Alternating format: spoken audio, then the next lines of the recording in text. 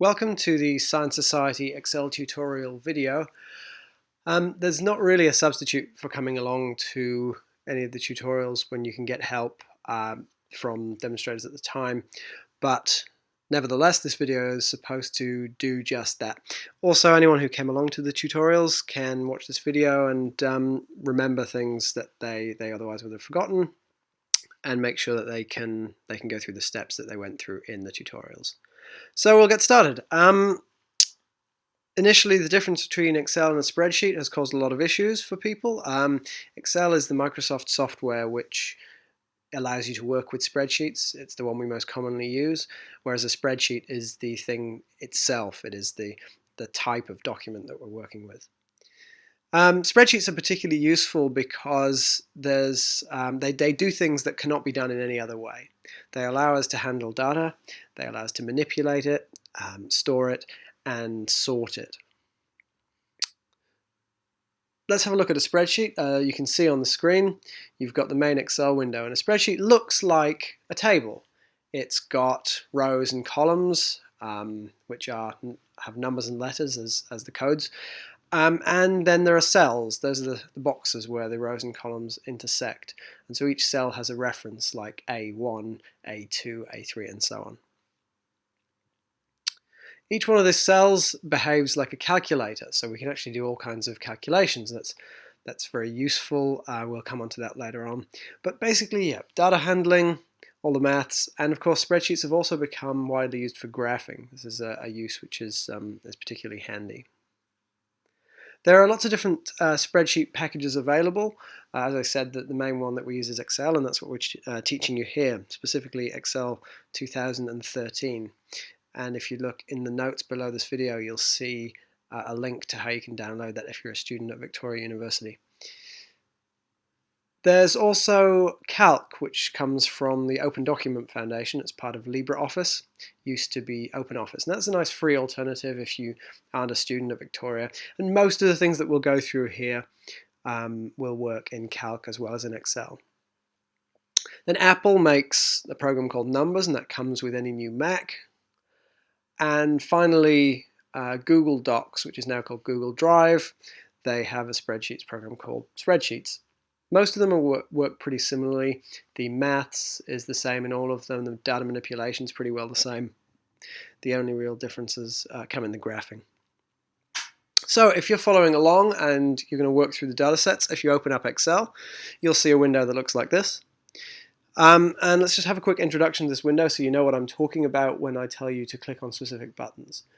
All of the area at the top, which is populated with buttons, things like font controls, is called the ribbon. And this is the same as it is in Microsoft Word or in any of the other applications you might be familiar with using, like PowerPoint. Towards the left-hand side of this initial ribbon are all the controls for font and font color and all of that kind of thing. On the right-hand side, there are a lot more controls that are specific for spreadsheets. Of particular importance are the insert and delete buttons. Those allow you to insert and delete columns and rows. And this is something which is particularly helpful because you're bound to, at some point, have a large set of data, a large table, and you're going to realize that you need to insert another row or another column, and this is how you do that. There's also the clear button. And the clear button is quite important because clear removes the data that's in a set of cells, maybe in a whole column or a selection of rows or columns. But it doesn't actually delete those rows and columns. That's different from the delete function. Instead, it deletes all the contents and just leaves you with empty cells again. And so if you look at the top of the ribbon, there are a bunch of tabs. The Home tab is where we are currently. And we've got all these very commonly used buttons. And there are other tabs like Insert and Formulas, and these are for specific things. So we'll get onto those later, but if I tell you to click on the Insert tab on the ribbon, that's what I'm talking about. So now we're going to look at the basic use of Excel as a calculator. Remember, you'll really see why this is useful in a little while, but let's just get to grips with using Excel as a calculator. Each one of the cells in Excel, where the rows and columns meet, little boxes, is an individual calculator. You can, of course, store words and text in those boxes as well. And so if you're telling Excel that you want to perform a calculation, you've got to tell it that it is a calculation. And the way to do that is to use the equals sign. So if I want Excel to do the equation 3 plus 2, I need to type equals 3 plus 2. And when I press enter, I'll see the answer pop up in the box. And that's great. But if I need to see what formula is generating that answer, how do I do that? Well, I click on the cell, and up in the formula bar, the original formula appears. And so you can always see in Excel what is causing that number to be generated, the maths behind it. Okay, so that was addition. Here is how to do the multiplication, division, and subtraction. As you can see, the addition and subtraction symbols are plus and minus, which are up in the top right of your keyboard. The multiplication symbol is an asterisk, which is shift and number 8. And finally, the division symbol is a /. All of that's pretty basic math. So how do we do something that's a little bit more complicated? Something like this. Well, here's a formula that occurs across 2 lines.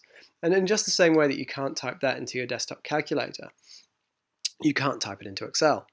And so what we're going to do to allow it to be written on one line is to use brackets. And it's exactly the same as you do with your pocket calculator. Now, how would we use exponents? So 2 to the power 2 or 5 to the power 3 or those kind of things. Well, again, we can't write that. We need to write that on one line for Excel. And so the way we do that is using this little up arrow symbol, which is shift and number 6. It's called a caret, that symbol. And finally, a neat little trick for science students, it's quite useful, is using standard form, scientific notation. Say you wanted to write 3 times 10 to the 8. You could use the caret symbol again, so you could do 3 asterisk 10 caret 8. But there is a neat little trick. You can just use a capital letter E. It's the same as on your calculator again. If you wanted to type 3 times 10 to the 8 on your calculator, you type 3, hit the capital E, and then type 8. It's exactly the same in Excel. So now we'll go ahead and open up the first of our data sets. This is dataset 01. If you haven't already downloaded the datasets, go and do so now. The link is in the blurb below this video. Once you've got it loaded, you'll see something that looks like this. This is a spreadsheet which contains a recipe for chocolate chip and almond cookies. Please don't try making the recipe because we don't actually know whether it makes passable cookies or not. So now you can see the spreadsheet with the recipe in it. You can see that it's not laid out in the way you might typically lay out a recipe. Typically you might have the largest ingredient come first. In this case that's flour, followed by the butter and sugar and things, going into smaller ingredients. But these are in a funny order, and that gives us a nice excuse to introduce you to sorting in Excel. Sorting allows you to rearrange a set of columns, rearrange a set of rows based on the data in the columns. This makes sense in a moment. Basically, we can reorder everything in this table based on the amount of it that we're using in the recipe. So the first thing to do is to go ahead and select cells A3 to D7. Click on the Data tab in the ribbon, and then click on Sort. Now, if you click on the Sort button in the Home ribbon, which is called Sort and Filter instead, you still get here, but you need to click on Custom Sort. One interesting thing to note is that up in the top right there's a tick box which allows you to select whether or not you've contained headers in your data. See, if we'd have selected rows if we'd have selected rows 2 down to 7, then we would have had the headers in, and we need to tell Excel that it's not going to sort those, otherwise your headers might end up halfway down your page. So now we've got this window open, we can tell Excel that we want to sort by a particular column, and we want to sort by column B, and then we can tell it that we want to sort from the largest to smallest. And then when we click OK, our table will suddenly look much more like a convincing recipe. I still don't know if it makes good cookies. Now we're going to move on and we're going to calculate the cost per recipe of each of the ingredients. Now you can see the formula here on your screen. This is basically how we're going to calculate the cost per recipe. Now if you care about how to calculate the cost per recipe and you care a bit about maths, then you'll see that this makes sense. We've simply worked out what fraction of a package we've used and then worked out what the cost is for that fraction of the package. If you don't care about the maths and how we derive this, then just don't worry about it and trust us that the correct formula you need to put into the cell in column E in order to calculate the cost per recipe for the flour, say in E3, is equals open bracket B3 slash open bracket C3 times 1000 close bracket times D3. The reason we've got the multiplied by 1000 in there is simply to change between grams and kilograms, and kilograms to grams, sorry. And again, if you care, then you'll understand, and if you don't worry about it. So now we've got a formula in cell E3 which calculates from the cells to the left of it what the cost per recipe is. And we want the same formula to be repeated all the way down that row, but to use the appropriate cells, either ones to the left of it, not to use the ones in the top row again. Luckily, there are two nice ways to do this. One is to click the little tiny black dot that appears in the corner of the cell and hold your mouse button down while you drag across down the column, and then let go, and you'll see the formula has been copied down. And if you click on any one of those cells, you can see the formula in the formula bar, and you can see that in each one of those cells, as we go down, the formula has been adjusted so that it references the cells to the left of it. Excel's quite smart that way. The other way to do it, so if we just undo what we've done here, the other way to copy those cells down is to click on cell E3 and then copy using Control-C, and then select the cells below it and paste using Control-V. And again, Excel figures out what you want to do, makes all the adjustments for you, and saves you a lot of time. You only have to do the formula once instead of a bunch of times. Great.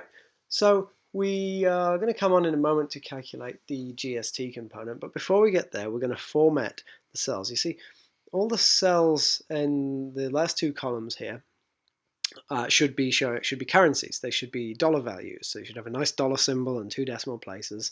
And currently we just have numbers. And of course, they mean the same thing, but it's much easier, much nicer to have the spreadsheet showing numbers. And this is a good excuse for us to show you how to format cells. So, if you select the cells you want to format, and then right-click on those in that selection, and hit Format, we can format the type of, we can tell Excel the type of data that's in those cells. In this case, we want to tell it it's a currency. Now note that while we've got this window open, there are all the tabs across the top, which means that we can format different things like the font, color, and size, and all of those things as well. Once you select a currency, you'll see there are lots of options on the right. We don't need to change any of these, but they allow you to do all kinds of clever things with changing the currency color if it's a negative value and that kind of thing. So let's click OK, and we'll notice that all of our cells are now nicely formatted as currency. Now we want to calculate the GST component in the final column there, column F. But before we do that, we need to have a quick look at how Excel handles percentages. It handles percentages a little bit differently from what you might expect. It handles all percentages as fractions.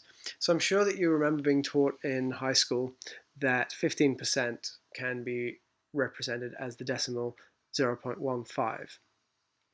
And that's exactly what Excel does. Excel stores all percentages as decimals, and that allows it to do all kinds of calculations much more easily. So you can just multiply things by a percentage to find out what the percentage of the thing that you've multiplied is. So what you need to be aware of is that if you format a cell, like we did for currency, to make it a percentage, and you then type in a percentage, it's all good, but Excel will store that as a decimal. So if you then want to multiply something by it, you don't need to do any sort of dividing by 100. So let's go ahead, and in cell I1, we're going to put the value 0.15 because we know that Excel is going to handle it that way anyway. Now, for our ease of use, we want to see that as a percentage. So let's right-click on that cell and select Format. And then we can select Percentage and click OK. And now Excel's realized that we wanted a percentage, and it's put 15% in that box, which is very helpful. Now we can go ahead and we can calculate in F3 the GST fraction of the money that we've spent on the recipe. So we simply need to tell it to multiply E3 by I1. And that's the GST fraction. GST component. That's all well and good. Now if we go and try and drag that formula down through all those cells in that column in the same way that we did previously, something goes wrong. Now if we click on one of those cells, we can see, looking in the formula bar, that what it's done is copied the references down as we expected it to, but including the I1 reference, and has become I2, I3, I4, and of course we only have the GST rate, 15%, in the one cell at the top, and so we need a way of telling Excel not to adjust that reference as it adjusts the formula. Luckily, there is a nice way to do this, and what we need to use is a dollar symbol. So if we undo this copying initially, and we go back to our first cell, the cell that worked, F3 has this formula in that works. Now we need to tell Excel that as we copy that formula down, we don't want it to touch the reference to cell I1, such that the reference will stay the same all the way down the column. And we use a dollar sign to say, hey, Excel, don't touch this. And we can put the dollar sign either before the letter, the column reference, or by the number, the row reference. Now in this case we can do both, but just to show the flexibility and power of this, if we just put the dollar sign in front of the number 1, like so, then our formula still works, everything looks the same.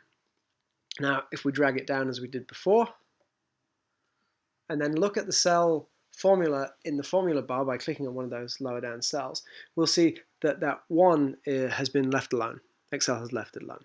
Now if we dragged one of those formulas across to the right, Excel would still change the letter component of that cell reference. We've only prevented it from changing the number component. So if we wanted it to ignore that reference altogether and to leave it well alone, we'd put a dollar sign in front of the I and a dollar sign in front of the 1. In this case that would work, but it's not really necessary. So you can lock the rows and columns independently. Great. So now we have calculated everything in the spreadsheet apart from the totals at the bottom. You see there's a little totals heading, and we haven't got any totals. So to calculate totals, we're going to teach you about functions. Functions are a great way in Excel of wrapping up a whole lot of complicated maths into a simple, easy to use package. There are lots of things that you can calculate by doing the appropriate maths, and you can calculate over and over again. You might want to calculate averages, or you might want to be more complex than that and calculate confidence intervals or t-values for a t-test. Now, all these sorts of things involve quite a bit of maths, but there are easier ways to do them in Excel, and that's what functions are for. Functions basically consist of a keyword and then any numbers that you need to give to the function. So as you can see here, the average function can be used to give you the average of some data.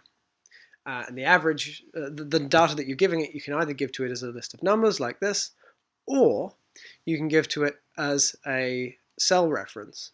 So you can tell Excel, I want the average of all the data between cells A2 and A52, or whatever it is that you like. We're going to use the function sum here, and the sum function, SUM, tells you the total of all the values in a range of cells. So we're going to start by getting the total or amount of stuff that we're using in the recipe, the total number of grams. So we're going to go equals sum, open brackets, and as soon as we open the brackets, Excel wants us to give it a list of cells or a range of cells. So what we're going to do is we're going to click on cell B3 and then drag down and give it the full reference give it the full list of cells we want the total for. Then we're going to close brackets and hit OK.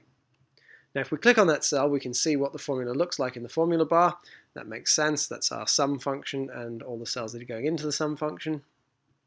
And we can see the output, the total number of grams that we're using in our recipe. Now we can drag that cell all the way across the columns, drag it along the row, across the bottom of all the columns, and it will give us all of our totals. So great, that's our recipe spreadsheet finished with. We've got all of the data we can calculate calculated. We've used basic functions, we've done basic maths, and so well done. If you've stuck with us this far, you've done all sort of basic maths in Excel. We're going to get a little bit more complicated in the next couple of data sets, but don't worry about it, it's not too hard.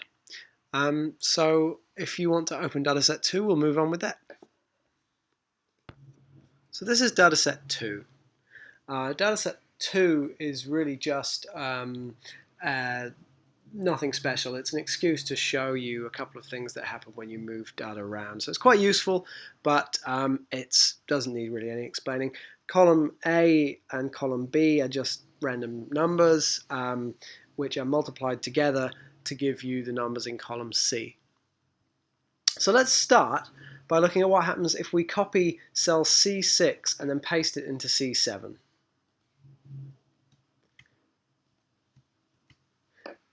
We get the answer we'd expect to get in C7, and if we click on the cells and look at the formula in the formula bar, we can see that Excel has, as we've shown before, adapted the formula into C7 and gives us the correct answer. Now let's try, let's undo that, and then let's cut cell C6 and paste it into cell C7. See, what's happened here is that Excel has moved the formula and it has left the references alone. Now, what Excel is doing is it's trying to make sure that if you cut and then paste cells, everything still works exactly as it did before. And we'll demonstrate that if we just undo that. Now if we select all of column A and we cut it using Control X, and then we paste it into column F, our formula in column C, all the formulae in column C have been adjusted, and they all now point to cells in column F and B, and it multiplies those together. See, Excel has said, hey, you've moved this column, but you want the formula to still make sense. You still want them to add stuff up. And so they do. Whereas if you copy cells and paste them, Excel says, you're making more of the same. So instead of pointing to the original locations, I'm going to adapt and move with you and point to new locations, which is why we can copy our formulae down a column or along a row, and they will adapt, and the new formula will make sense. They won't calculate the same things as the old ones. And so to show that, we'll do what we've done before. We'll finish column C, we'll copy it down, and everything makes sense.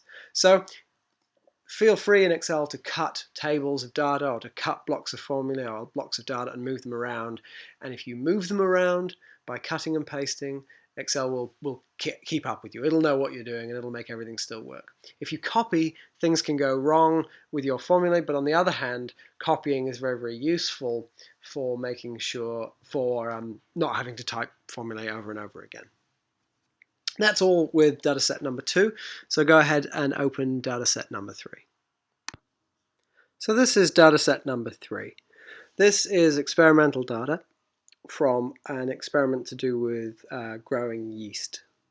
And in the experiment, yeast were grown in different sized beakers. Some of the beakers were tall and thin, some of them were short and fat, and everything in between.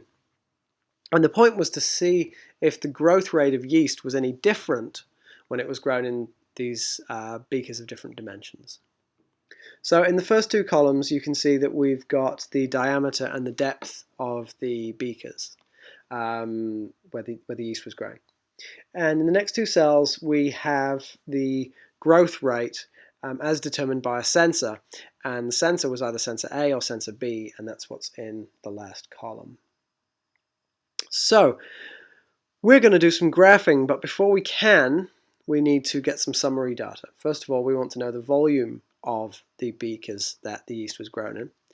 and we want to know we want to sort out the data because there was something wrong with sensor B, and we'll explain that in just a moment. But first of all, let's create some column headings under which to put our data. So let's merge two columns here. So we click Merge and Center on the Home tab, and then we can type in summary data. And then in column F2 we can write volume, and in G2 we can write growth. And those are our column headings. Now we want to calculate the volume of a cylinder, and that formula needs to go into F3. The volume of a cylinder is calculated by pi r squared times h, which is the height.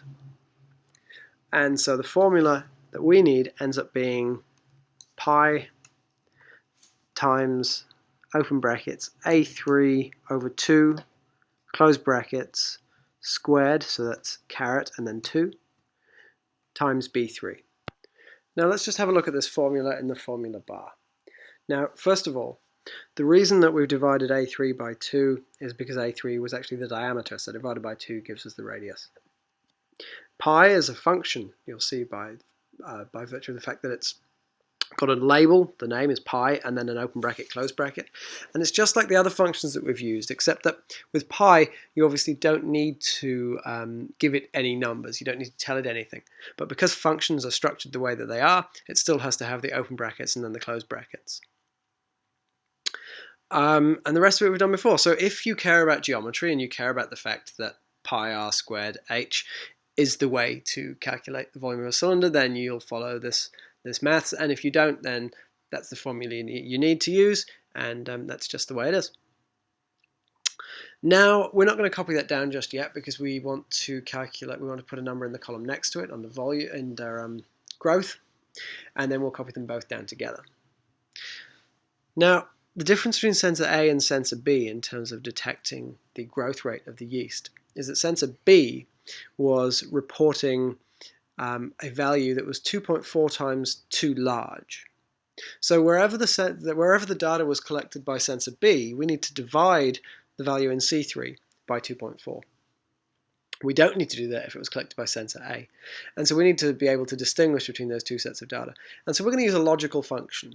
Now, logical functions in Excel are very powerful, and they are conceptually the hardest thing we're going to do in terms of Excel maths in this tutorial. So stick with us, get through this, and then we'll move on to pretty graphs instead.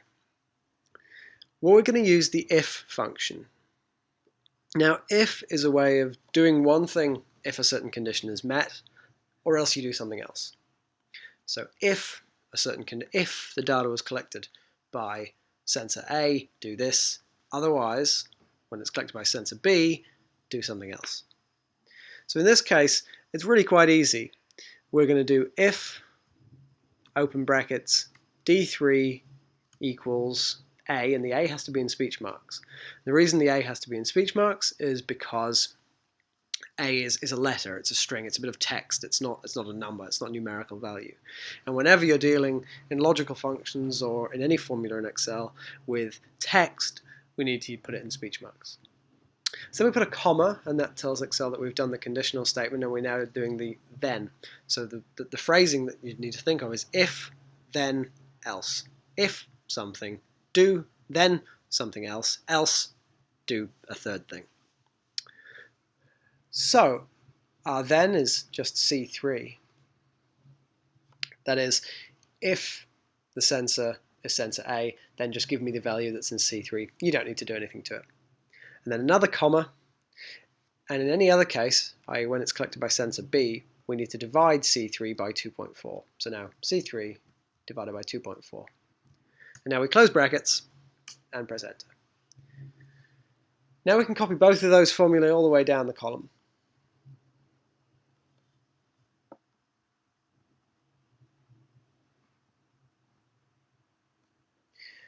And what we'll notice if we look down the growth column is that wherever the sensor used was sensor A, then our growth is exactly the same. Our if has just said, yep, it's sensor A, don't need to do anything to it. And wherever it was collected by sensor B, it's roughly 2.5 times smaller because it's actually been divided by 2.4. Great. So that's the hardest thing we're going to do, and you've just done it. We've got through the data manipulation. Now what we're going to do is do some graph plotting. So we are going to select all of the data that we've just made, all the summary data, as well as the two headings at the top of that column. If you're just plotting XY data like this, Excel does a pretty good job of interpreting what those headings mean and putting them in useful places. So we like to select them. Then we're going to click on the Insert tab up in the ribbon. And then over here you can see where all the charts are. And in the bottom middle, there's the one that looks like an XY scatter graph. And so we're going to click that. And then we're going to click the top left graph and get it to plot an XY scatter. And as you can see, if all goes well, and if you've manipulated your data correctly, you'll get a pretty smiley face. There are not many data sets that give you a smiley face when you plot them. Now, if your graph is selected, you can see that up in the ribbon you now have two extra tabs, Design and Format. They have a whole lot of functions to do with making your graph look pretty, and we'll cover some of those off shortly. The other thing to notice is that if your graph is selected, on the right hand side you've got a series of symbols, and the most important one is the plus at the top. The plus symbol allows you to add anything you might want to add to your graph. So if you want to add anything that isn't currently there, maybe you want to add axis titles because there aren't any, or maybe you want to add a trend line, or you want to add error bars. Anything you want to add, you add by clicking on the plus button. If we click somewhere else on the screen and unselect the graph, deselect the graph, then you can see those things disappear. So if you want them to appear, click on the graph and they pop up. Finally, if we double click on any component of the graph, say the y-axis, then this formatting pane opens up on the right hand side. The formatting pane is extremely useful. It's where we make all of the changes to components which exist on the graph. So there are the two fundamental things to remember. If you want to add anything to a graph, you click the plus button. If you want to manipulate anything on the graph, you use the formatting pane, and you can get to that by double-clicking on whatever it is you want to manipulate. If you're using Excel on a Mac, this is where things start to get a little bit different. You have some new tabs in the ribbon on the Mac too, and one of them contains all of the things that are found in the plus menu here. The addition of error bars, the addition of trend lines, all of that sort of stuff. So just have a nosy around in the ribbon and you'll find those buttons on the Mac. In terms of editing components, it's the same thing. Double click on a component and up pops a box with all the configurable options. Now we are done with this data set. We are going to do some more graphing on data set number 4, and so if you'd like to open that, we'll move on. Welcome to dataset 4. This data is also about growing yeast, and this time it really is real data, so there'll be no smiley faces. The experiment was about growing yeast with a supplement, a nutritional supplement, which is supposed to make the yeast very happy and make them grow faster, and therefore to ferment wine more quickly. So we have two things measured. Two things recorded. We have the amount of supplement that we added, and we have the fermentation time. So we would expect that the more supplement we added, the shorter the fermentation time would be, i.e. the yeast would ferment the wine more quickly. And so we repeated this experiment 5 times. 5 times we fermented wine with different addition rates of the supplement. So what we've got in this spreadsheet is the same data set laid out in two different ways. On the left-hand side, we've got the addition rate going from 0 to 0.3 litres per 100 litres. And next to it, the fermentation times. Now, because we repeated the experiment 5 times, you'll notice that the addition rate goes from 0 to 0.3, and then goes back to 0 and starts again. If we scroll all the way down, we'll see it did that 5 times. There are 5 lots of data there. On the right-hand side, we have the same data, but it's arranged side by side. So on the far left, we've got the addition rate, and then we've got the fermentation times for the first time, that we fermented the wine, the second time, the third time, the fourth, and the fifth time. And this is pretty common in science. Typically, you will repeat experiments. If you don't, it's not really that your data really isn't considered to be very robust. And it depends what you're doing, but typically you are going to repeat things a large number of times. So the first thing we're going to do is plot the left-hand side data, columns A and B, in the same way that we just did when we got our smiley face. So we're going to select A2 all the way down to the bottom of the bottom of the data, which is B82, and we're going to click on Insert, and then we're going to click the scatter again. And there we go. We have our scatter plot. Now, we're going to go ahead and make some changes to this, but before we do, we're going to go ahead and make some changes to this to make it look better, to make it more approachable, and to add trend lines and things like that. First thing we're going to do is get rid of all this dead space below the data. There's no point having the y-axis configured to be showing everything from 0, because from 0 to 40, nothing's happening. So if we double click on that y-axis, then our formatting pane appears as before. Now, let's just have a quick look at the formatting pane. Up at the top, you can see there's a drop-down box that allows you to select which chart component it is that you're editing. Now, we'll leave that because we double-clicked on the y-axis and it knows we're editing the y-axis, but you can change to other components of the graph that way. Now, just below it, there are 4 symbols. The far left one is fill and line. The next one is effects. The next one is size and properties. And the last one is axis options. The axis options one, of course, is only present when you're editing an axis, but all the other ones are still there. The size and properties, which is the third one from the left, is the one where you'll find most of your technical things. You'll be able to change numbers. You'll be able to change the range of things.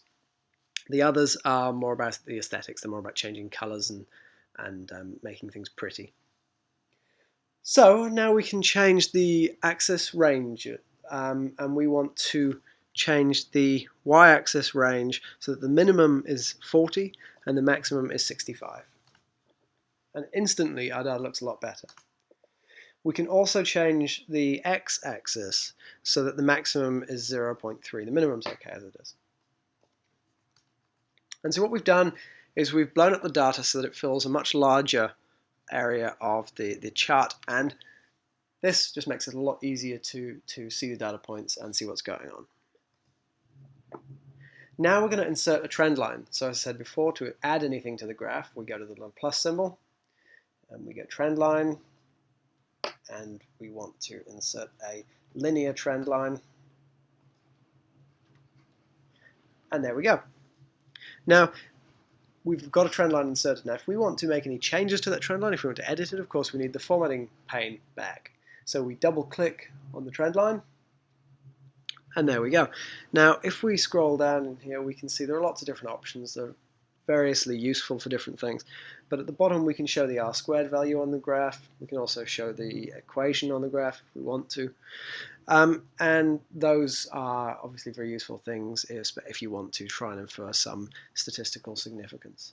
The R² in particular, this is the only way to find the R². So although it's not good practice to include the R² on the graph in this way, it would be much better practice to either include it in the text or, probably best of all, include it in the caption of a graph. And this is in fact the only way to find the R² in Excel. So what you'd have to do is turn the R² on, write it down somewhere, and then turn it off again. So this is a pretty good analysis of the data as it was. You know, we can infer some statistical significance from our R² value, but there is probably a better way to show this data. Because we have repeated experiments, we can plot on a graph the average of the 5 repeats, and then we can use some error bars to show how confident we are about that data. So let's go back up to the top and look at the data set that we have here. Now, what we need to do is calculate the average first. And so in the average column, we can use the average function.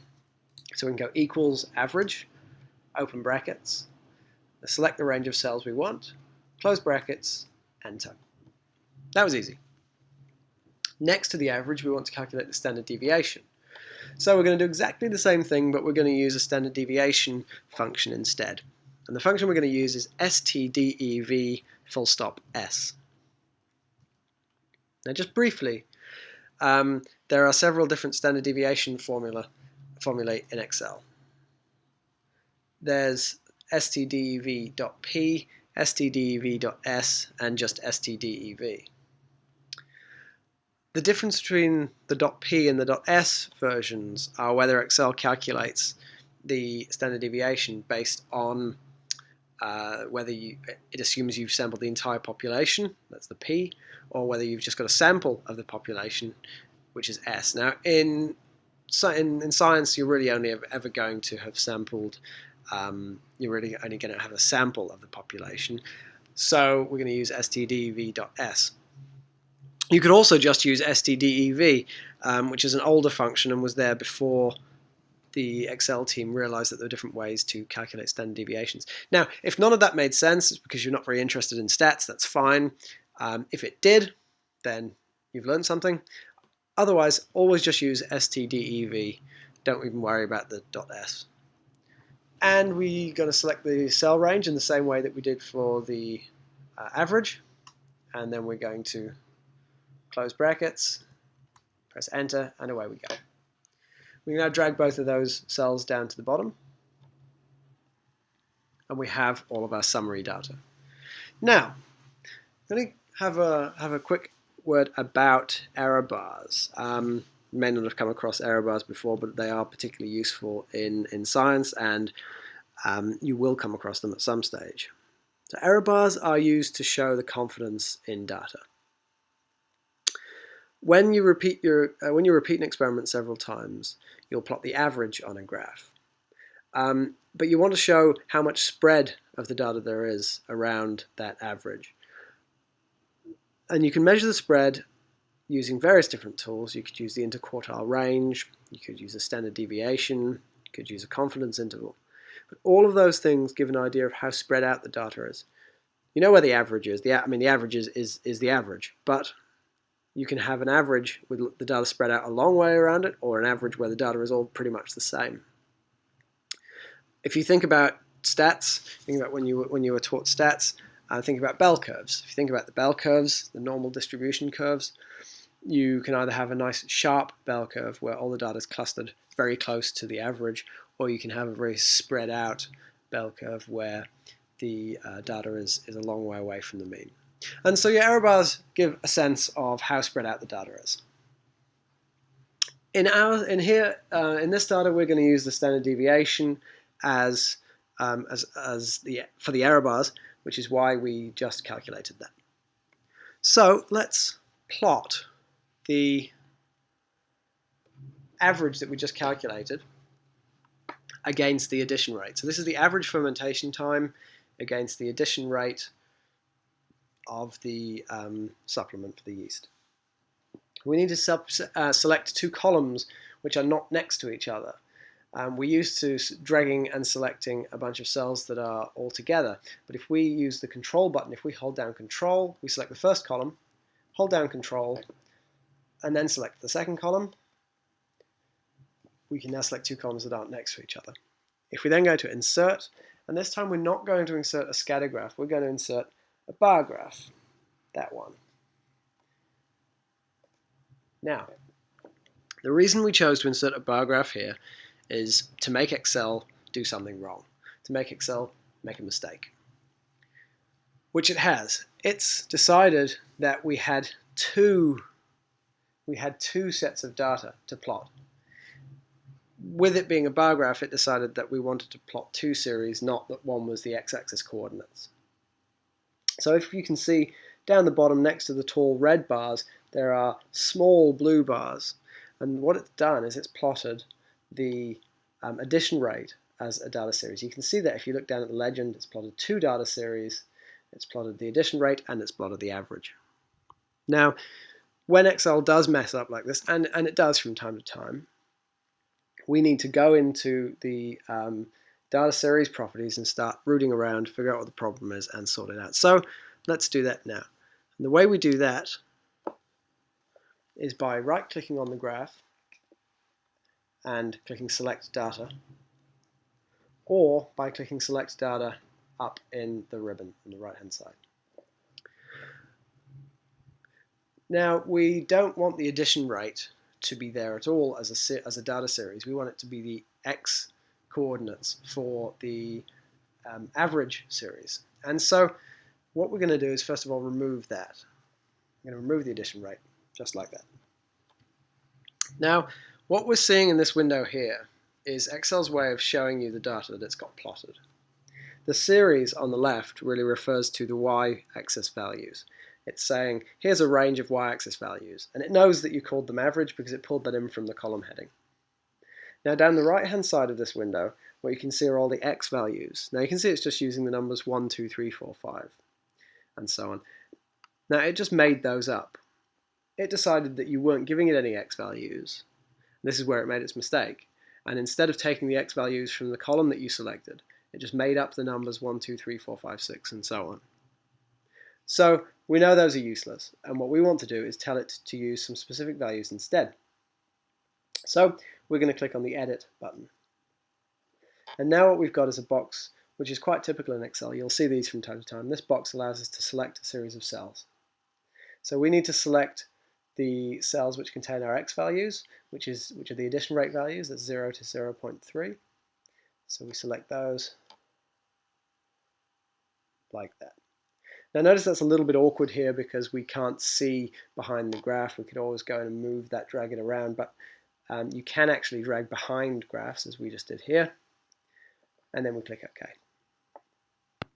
So now you'll see that we have the same series, that's the same y-axis, the average, on the left-hand side of the window. And on the right-hand side of the window, those made-up x values, just 1, 2, 3, 4, 5, 6, 7, have been replaced by the x values we actually wanted. And so this is a really important window to get to grips with. It's also the hardest thing we're going to cover in terms of graphing, but it is important. If Excel, for example, plots your x-axis values on the y-axis and your y-axis values on the x-axis, which happens sometimes, particularly it happens if you've got your columns, what Excel considers to be the wrong way around. It wants you to have the x on the left and the y in the right-hand column. If you've got them the other way around, it'll plot backwards, but you can just open this, this Select Data window and click this little button in the middle here, and the two arrows on either side sort of demonstrate that what it's going to do is it's going to take the x-axis values from the right-hand side and turn them into a series on the left-hand side. And it's going to take the series, which is basically a collection of y-axis values, and it's going to put those into x-axis values on the right-hand side. So although they are displayed differently, they're not displayed as x and y coordinates in this window. You can think of the left-hand side as y and the right-hand side as x. So if we click OK, then our graph has changed. We've got rid of that, that extra series, that silly series that really wasn't a series, and all of our y-axis values look good and make sense. So now we've got those plotted successfully, we are going to add error bars. And the way we're going to do that is just like we add anything else. We're going to add error bars by clicking on the plus symbol. So these error bars are useless. They're absolutely meaningless. Excel has a method of calculating error bars whereby it calculates the standard deviation and the standard error, and then it plots either the standard deviation or the standard error depending on which you tell it to. The default is the standard error, and it gives you these pretty error bars. But it doesn't actually know where any of your data is, and so the standard error and the standard deviation that it calculated are magic. They are absolutely calculated from nowhere. Even Microsoft officials don't seem to know where they're calculated from. So basically the take-home message is don't ever let Excel plot its own error bars because it hasn't got a clue what it's doing. So what we're going to have to do is we're going to have to tell Excel what data to use for those error bars. So if we double click on them, the formatting pane will open up again. And if we scroll down to the bottom, we can tell it that we want to use custom data for the error bars, and then we can tell it where the data is. Now we can tell it the positive and negative error bars separately. Usually, though, they're the same distance from the averages, and so we can, in both cases here, delete what's already in the box and select our standard deviations that we calculated. Do that for both the negative and the positive error bars. And then when we click OK, we get real error bars. These are proper standard deviation error bars that make sense and are valid. Now, what's particularly important is to make sure that whenever you use error bars, you tell your audience what the error bars are. So when you put this graph into a paper, you'd have to say error bars equal standard deviation. Better yet, you'd say error bars equal 1 standard deviation. And this is really important because error bars could be standard deviation, they could be standard error, they could be confidence interval, they could be interquartile range. So whatever they are, you do need to tell people. The other thing to note is that Excel's calculating these error bars, it's plotting these error bars as an offset from your mean. And so if you had a mean of 50 and error bars were supposed to appear at 55 and 45, your error bar values would both be 5. They wouldn't be 45 and 55. And that's really useful because here we've calculated standard deviation and we've plotted our error bars at 1 standard deviation above and 1 standard deviation below the mean. But if you wanted to do 2 standard deviations above and below the mean, you could do that. You could put a multiplier of times 2 in your standard deviation formula, and that would happen. Okay, so we've finished with this graph, and we are going to go on to the next dataset, dataset 5. And so if you'd like to open that up, then we will move on. Now this dataset contains information about fermenting wine again.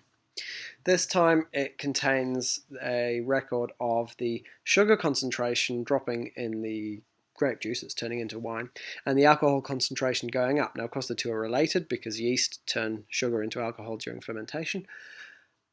And these readings were taken at many time intervals throughout the fermentation. So if we select those 3 columns and we plot them on a scatter graph, Excel will make sense of this. Now, it's important to remember that Excel makes sense of this because in our first column are the X values, and then our Y values are in the subsequent columns.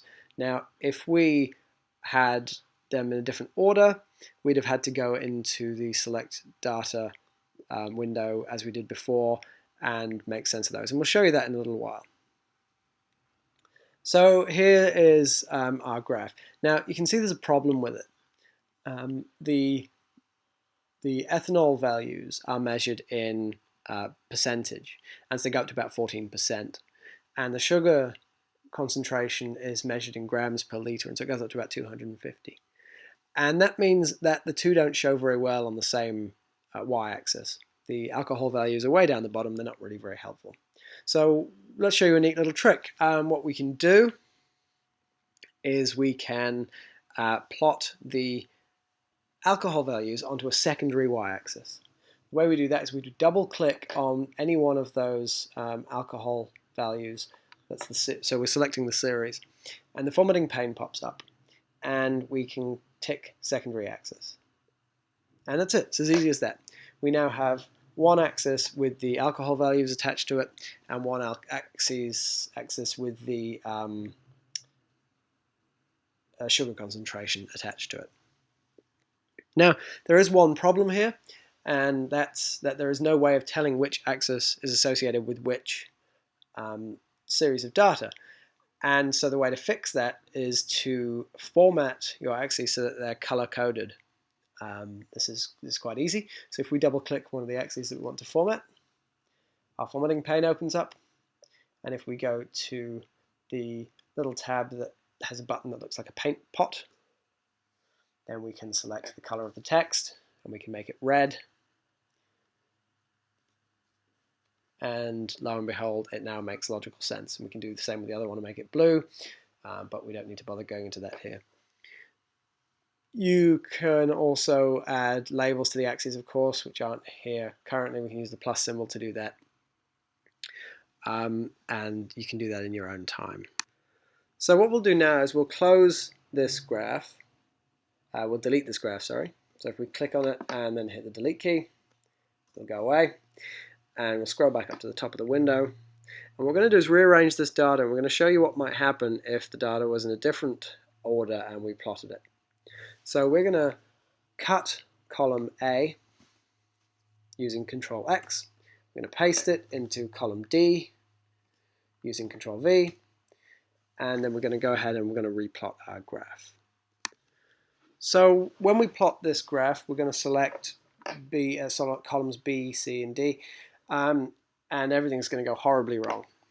Excel is going to use the first column, so it's going to use sugar as the X values, and so it's plotting the other two, the alcohol concentration and the hours as a function of sugar concentration, which is very confusing and doesn't help anyone.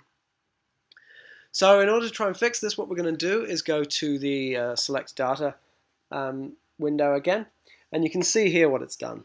It's plotted time and it's plotted ethanol, and it's plotted them both with sugar as the X. So if you click on either of those series, you can see that the X-axis values are sugar on the right-hand side there. It doesn't say that they're sugar, but they're those high numbers, so we know that those were the sugar values.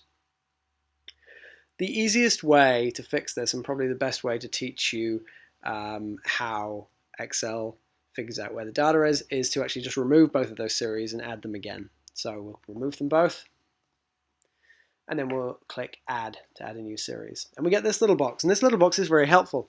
We can put in a series name, so let's do the sugar one first. We can type in sugar, and then we can select the X values, which is time, and then in the Y values. Now just remember we need to clear what's in that box, and then we can select the Y values, and so that's the sugar. And then we can click OK. And we now have a series called sugar, which has the appropriate X values on the right hand side. So now all we need to do is do the same again. Click Add. This time it's going to be our alcohol, so we can type alcohol or ethanol, whichever you prefer. We can select the X values, which are still time.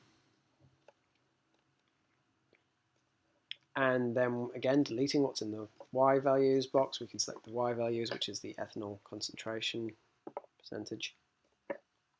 Click OK. Now both of our series are there, they both make sense.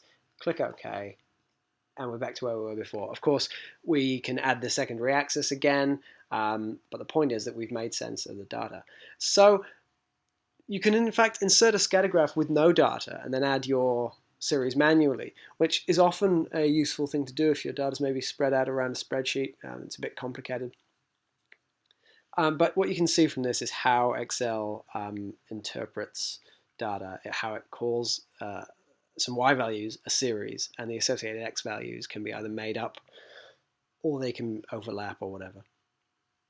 So that's it for data set number 5. If you open up data set number 6, then we'll continue.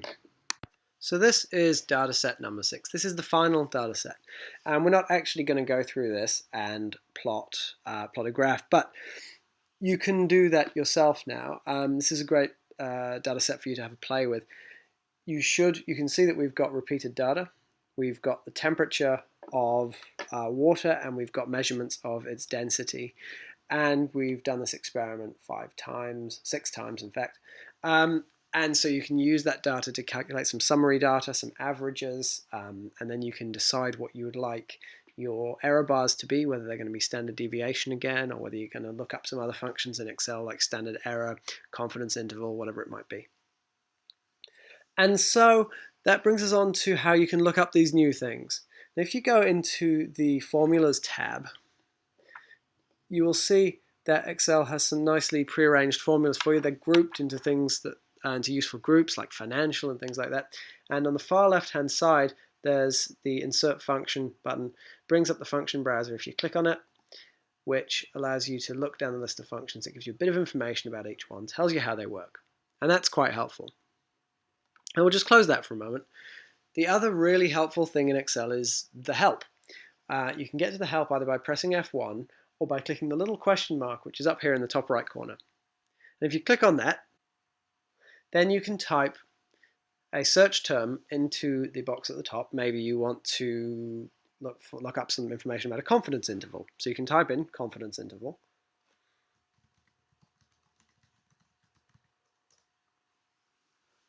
And you'll find that you get some nice articles from Excel Help telling you about confidence intervals and how to calculate them. Finally, the other thing that you can do is, of course, go online. If you Google confidence interval in Excel, you'll find very quickly information about how to calculate the confidence interval. And you already know now that it's going to come down to a function. There's going to be a function called confidence. You're going to open some brackets. You're going to write equals confidence, open brackets, and then put in something, some values, some information there, and tell it what you want. And so what we're hoping is that through this tutorial and more importantly the actual in-person tutorials that the Science Society has run, we have taught you enough of the basics of Excel that you can go away and you can look things up online and you can look things up in Excel Help, and that they will make sense to you. And so you've got the foundations to find out what it is that you need at any given time. If there's anything else we can help you with, then do get in touch and we'll try. Otherwise, we'll see you at the next exciting Science Society event, whatever that may be, and good luck with Excel.